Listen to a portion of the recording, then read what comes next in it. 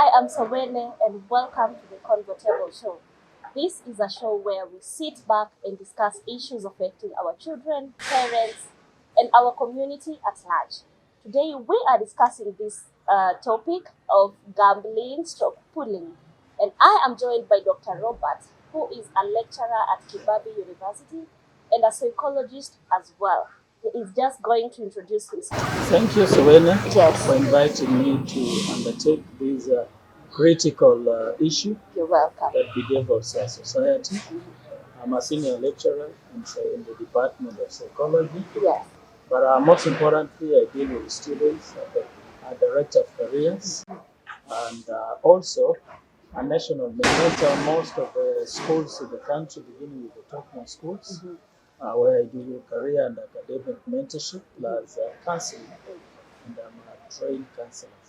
So I'm privileged to be here today as we sit together to talk to our young people. Share experiences that can help us deal with this menace. That is not only actually affecting the youth, Yes. but even the middle class. You're right. The young adults, some of them are addicted to the same, and we need to look at ways of how to handle this so that we can move on progressively as a society. Karibu sana. So we understand that a big percent, not just a big percent, but 75% of our young people, especially the youth, are involved in gambling. And we can't just speak about gambling when we don't know what gambling is. By your own definition, what would you say gambling is? We call it humorously as a game where in brackets or in quotes we say so many fools, people who have been deceived, pool so many resources in one basket. Owner of the company awards one or two publicly to convince many others that the game works so that they continue pooling the resources in that. Okay. We've had a company that 1 year earned 17 million, but only spent 17 million on the public, and then 0.9 billion remained to the owner of the company. And that tells us it is a business that is booming to the owners of the company. You're right. As compared to the people who are duped thinking they are going to have it kids. You just spoke about many fools combined into one basket or something. You're talking about fools, and these people, you've said they award one or two people, and then to collide. But you see, there are people who the big wins are for very few people, but there are small wins. Like you bet with 100 shillings, you get 500, you get 1,000. There are small wins. What do you say about that? You see, the small wins, I've given an illustration of 917 million. And then you spend 17 million, you remain with 900 million. So those who are spending 100, maybe they are given 50 shillings back or 200. But millions that can make a difference could be 2 or 3. One is given 1 million, another maybe 2 million, another 10 or 7. Then now everybody celebrates. It's highly publicized when they are awarding the high winners, so that many can spend their paraffin, they can spend their rent, hoping that they're also going to get a million. Win the 20 million. And I don't mean that they are foolish in the sense that they are stupid, but I'm using that the name of being duped, being cheated to believe that this is a get-rich-quick scheme that many young people. Remember, we had a study one time by one of our notable companies. They were asking the young people, "Do you want to be rich?" They said, "Yes." "How do you want to get rich?" They said, "I don't care how it comes, but what is important to me that I find myself rich." Wow. So when you promise them that they will spend 1,000 and tomorrow they are millionaires, they won't mind. They will not think twice about it. They will do it. We have those who have even spent their own school fees.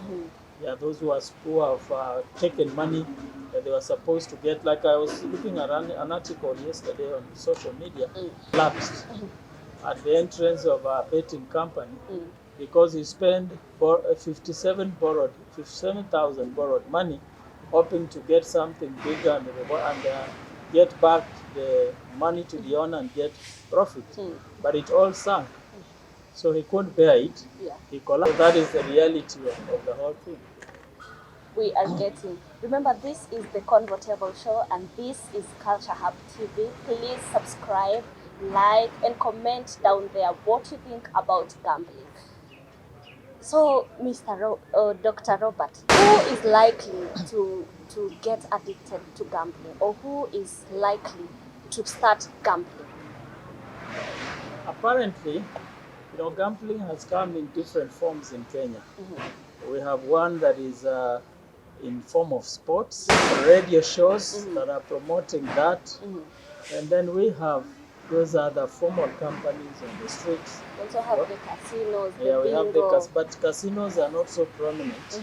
The masses are attracted to what is in the streets, so football, and then the radio, the TV programs where you send some amount to a particular number and you expect to get some kickback.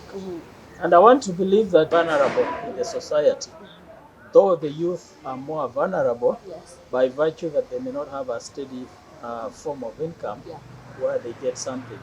So there's that temptation that I can spend this little and I can get something out of it and maybe invest. If I can spend 100, maybe get $500,000 or $1 million, I can invest in a business and I will have killed the dream. So the most vulnerable are actually the youths, but I know young adults who are having problems at their workplace, especially those who are dealing with finances. You have the temptation to spend hoping it will bring more, and then you balance, and you're in trouble. Wow. Okay, we are just getting this gambling right. We are getting to understand what it really is. We are getting to understand who are prone to gambling and so on. Now, when you meet a person and you don't sit them down, you will not know if they are prone to gambling or not. So how do you tell if someone is gambling or if someone is addicted to gambling? The addiction, just like other forms of addiction, are not easy. But one of the forms of addiction now is the one in the world of sports.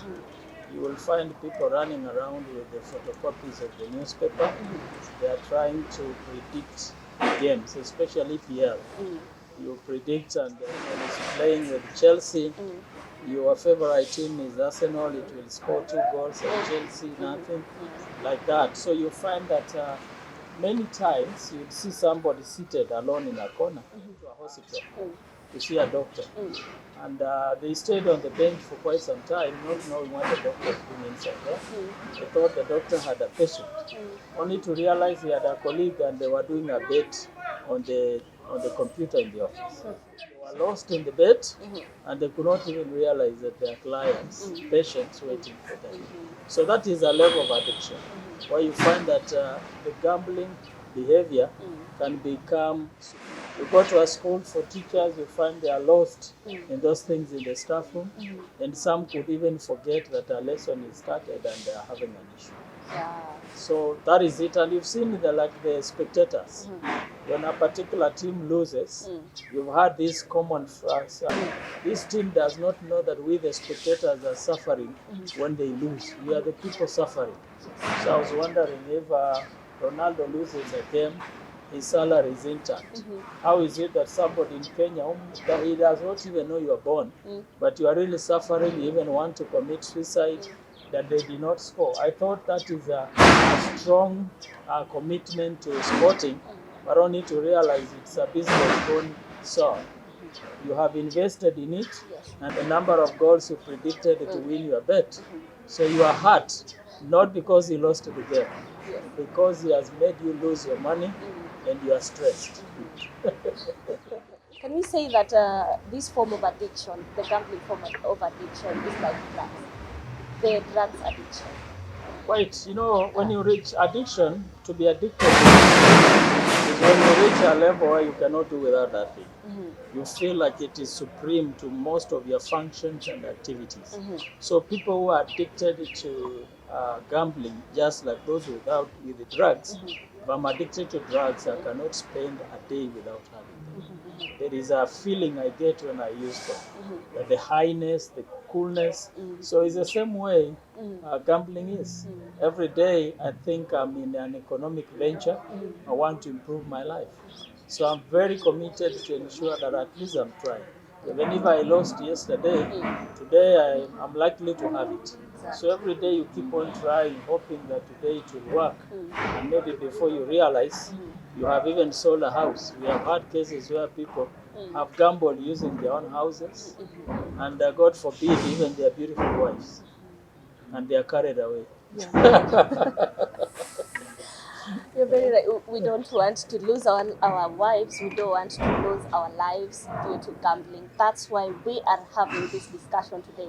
Let's get to understand the benefits of gambling, the bad effects of gambling, and so that we can decide on which side are we going. We're not saying it's bad. We're just trying to let you know what gambling really is and the effects that it might bring into your life. So on to the next thing, Dr. Robert. We have effects of gambling. We don't have the negative effects alone. We also have the positive sides. As much as people rely on the negative effects of gambling, we say we also have the positive effects of gambling. What do you think are some of these positive effects of gambling? We would work on probability. Okay. The probability to suffer is higher than to enjoy. There are cases of a few people who have had it easy or luck. You spend your 500 shillings, you win, like we have had people winning even 200 million.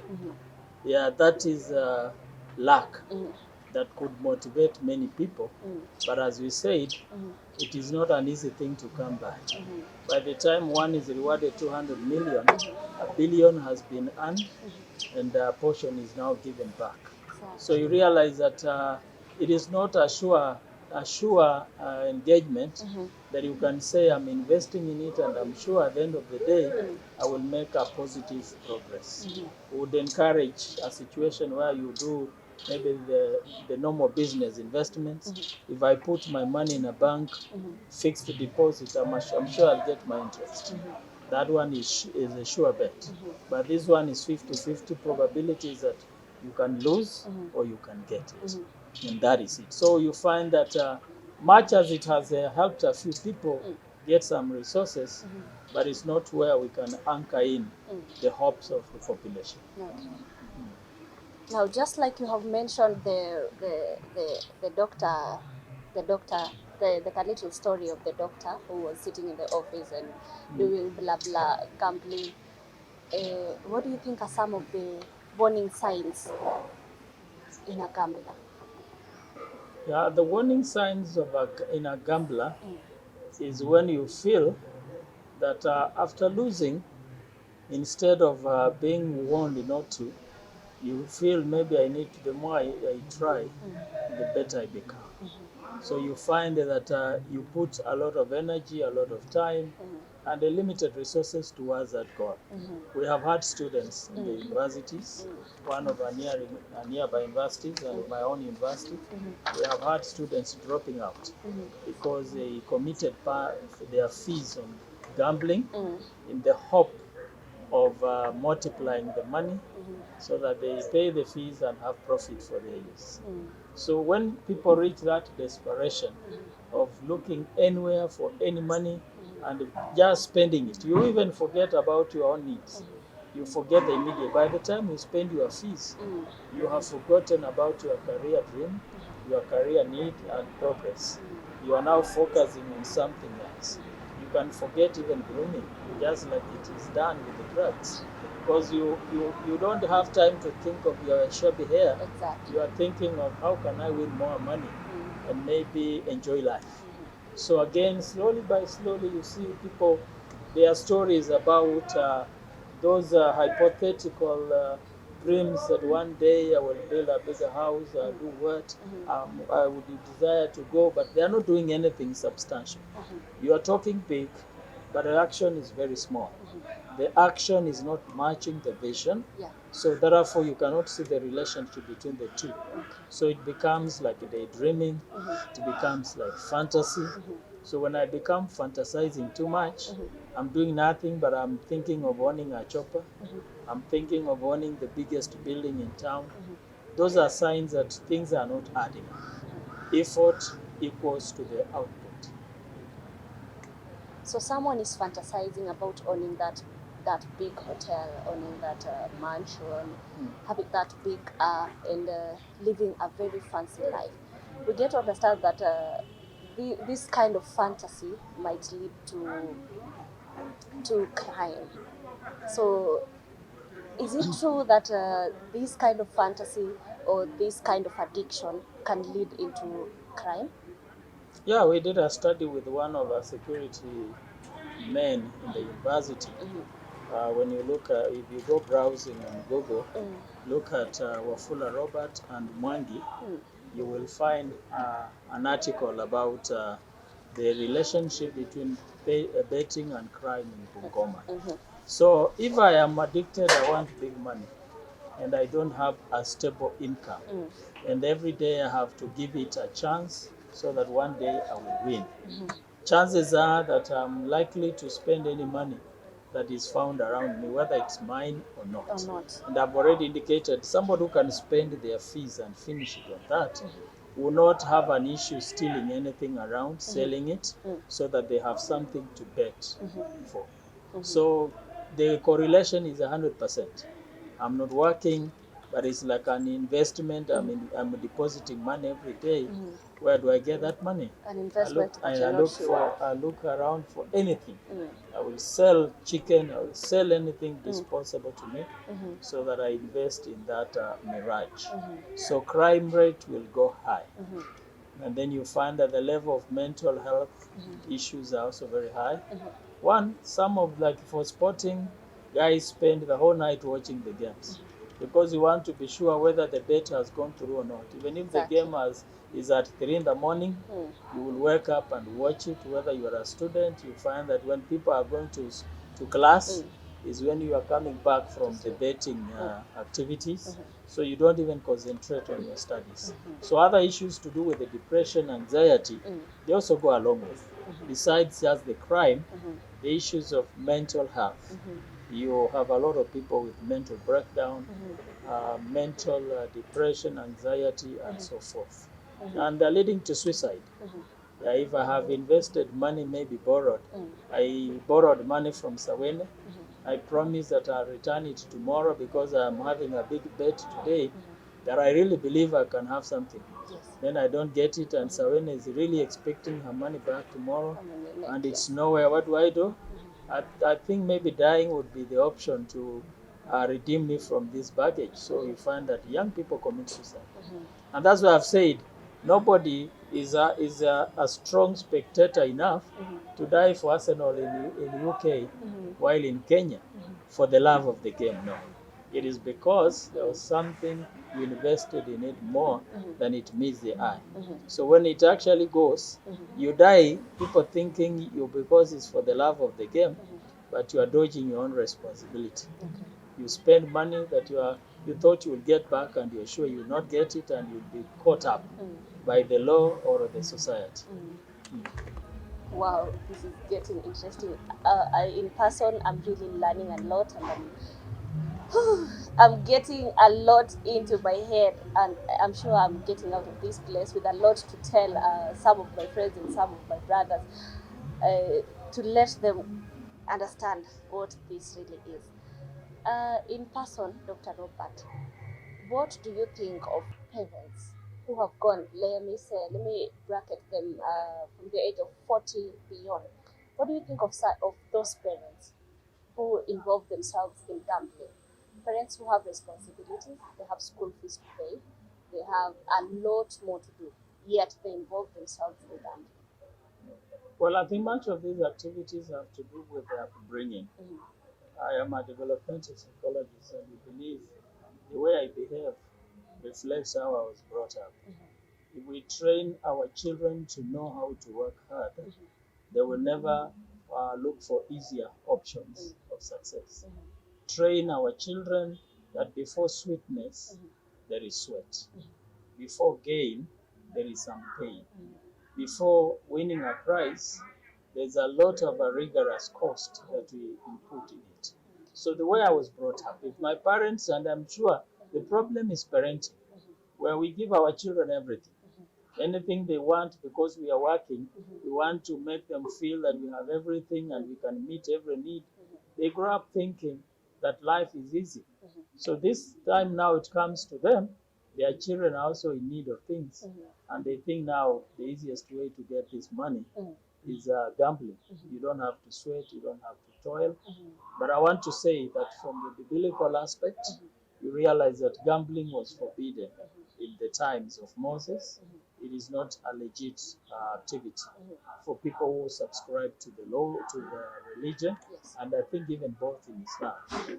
Then, in terms of socially, we also say is something that does not add a lot of social cohesion and stability.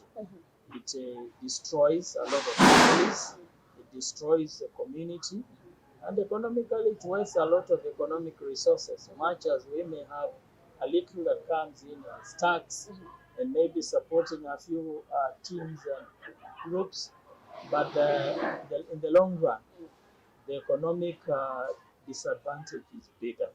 So we would want to tell parents and anybody that let's train our children the culture of diligence, the culture of hard work, and we grow the economy. And I think also is a sign of political leadership. But the gambling can be related to corruption, where you find the lazy who never did anything serious are the ones who are ruling, those who have worked hard. And that is what we are seeing in the political systems in our country. You have a joke that is now flying around, that graduates in Kenya are looking for jobs, and the job holders who are not graduates are running around to buy the degrees to remain jobs. So we have a problem where the resource distribution is not on a fair basis. People are working very hard, but corruption makes them lose out on what they are doing. And the few corrupt people appear to be doing very well. They are enjoying the sweat of others. So young people think it's not necessary to work, to sweat too much for something. If you have a shortcut of getting it, let's go for it. So that is why we are raising a generation of people who are not having a clear plan of their life. They are not resilient. They cannot persevere. Even at workplace, they think you need to pay them a lot of money within a short time. Yes. If you are not paying a young graduate a lot of money, they want to leave that job. Or some of them, like those who are working with the banks, they begin defrauding the clients. Yes. And causing trouble. The issue is how we are mentoring them politically. We are not rewarding hard work to show the society that hard work pays. And unless we go back to that, we will have people who think it is easier to brook it until you make it, fake it until you make it. But I would want to say that hard work pays. That's why Paul, our teaching the Thessalonians, they said, if you're a man of the poor and you can't feed your family, you're worse than a pagan, and you're not even entitled to eat anything. If you have not worked, you should not eat. So we encourage our young people that God is a worker. He created the universe, you rest, continue working. So the best principle is that there is no success without work. It is only in the dictionary the word success comes, S comes before W, but in the real life, you must work first before you succeed. Wow, we are getting vast knowledge from Dr. Robert, a lecturer, a psychologist, and so much more in his basket. And maybe as we finalize, maybe there's something we haven't talked about that you feel is supposed to be addressed. You tell our people. I'm a preacher. Yes. The patron of the Christian Union to the best. And I want to speak to our parents today. We have negated our duty to bring up a group of children who are hardworking. All of us must go back and know that it's better to leave behind responsible children And rich children, you worked and gave them money, but they are not responsible. When you die, everything goes. The other thing is that real faith and religion is adhering to the principles of your religion. And as a Christian, you must know that gambling is not right. You know, something that is allowed in the biblical dimension. We encourage to work. We encourage to sweat. We encourage to invest in working, and that God will bless the labors of your hand. For the young people, there is need to know that you can have it all, but not at once. It is true you will have mansions, you will have big cars, but give it time. You don't leave university today and tomorrow you own everything on earth. True. You grow the way you are born. The milestones you had at 1 year are different from the milestones you're having now. Exactly. So let's know that even economic development is gradual. It is procedural. You will go through processes, and whatever you get after working for it and learning experience, you'll be able to sustain it. Let's not live in a world of competition, because God created each one of us with a specific ability and specific assignment. I don't want to be Sawene, and Sawene cannot be me. Exactly. What I can do, Sawene cannot do, and what Sawene can do, I cannot do, but we complement one another. So the competition of desiring to be better or like so and so may put us in a position that will make us do things that will eventually hurt us. But I know honest and good character, though developed during difficult times, eventually pays. So I want to tell the young people there is hope. If we are willing to work hard, if we are willing to develop our careers, develop ourselves and grow ourselves to understand the dynamics of the society, we will be there. It is one thing to be born poor, but it's another thing to die poor if you have a clear plan and a dedication to do the right thing and become the person that God created you to be. Thank you so much for that. I love the fact that you have spoken from a spiritual angle, and maybe just something on that. There are these churches, or rather these worship places that involve in gambling. Their bishops or their pastors preach gambling, like they are provided you get rich, provided you are successful, we don't care. That is what they preach. What would you say about that? Well, a church is a very kind of murky ground. We do not have a clear cut parameters of telling who is the right preacher and who is the wrong one. Though the Bible tells us we know them by their fruits. So if somebody preaches in the name of being a religious preacher or a Christian preacher, and whatever they are doing is contrary to the scriptures, then it tells us who they are. They were not sent by God. Those who are sent by God, you look at people like Paul, he said, I did tent making at night. That means he did some things. He was making nets to sell to the fishermen to raise some money to enable him move from one place to another while evangelizing. So when we have people of color, they may be cold but lazy, and they want to justify their laziness by going through these shortcuts and making it look like it's the right thing. So you cannot provide for your family, you're worse than an infidel, and if you have not worked, you should not even appear at table to eat, because eating is a sign that I've already planted the seed for tomorrow. So I want to encourage people that there is no preacher, there is no bishop, there is no apostle or prophet who is higher than the scriptures. All of them are candidates that are looking for the kingdom. So much as they are head, they understand a little more than their congregation. The congregation should also know the voice of their God, which is expressly through the word that he has put down. So it is wrong, and it doesn't matter who does it. It doesn't become right because a very popular or a very famous person has done it. A wrong is a wrong, in whichever dimension. Wow. It has been a very engaging talk, or a very engaging conversation with Dr. Robert here, a psychologist, a lecturer, a spiritual leader, and as I said earlier, so much more in this basket. Remember, this is the Convo Table and you are watching Culture Hub TV.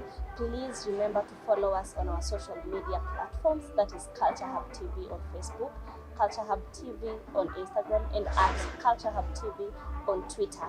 I have been Sawene, your host of the Convo Table Show. See you next time on our next episode. Bye. Bye.